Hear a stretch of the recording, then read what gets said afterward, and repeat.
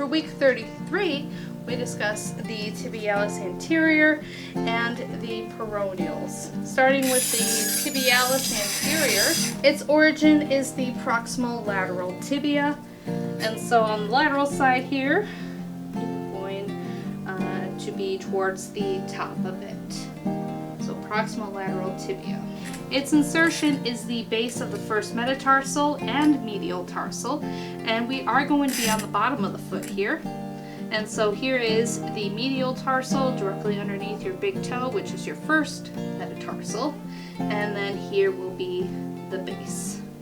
Its actions: it dorsiflex the ankle, and so we are taking the toes and pointing them upward, and then it inverts the foot, so we are lifting the medial side.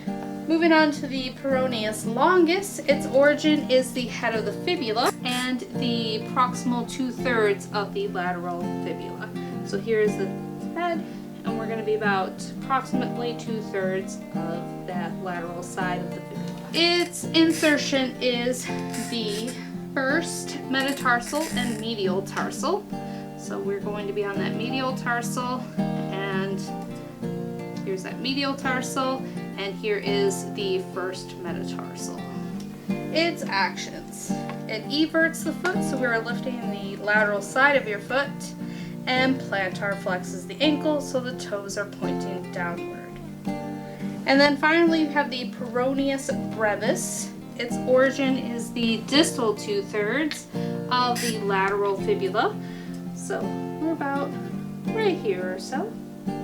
And its insertion is the base of the fifth metatarsal. So here's your baby toe, which is your fifth metatarsal, and then we're going to be directly onto this point here.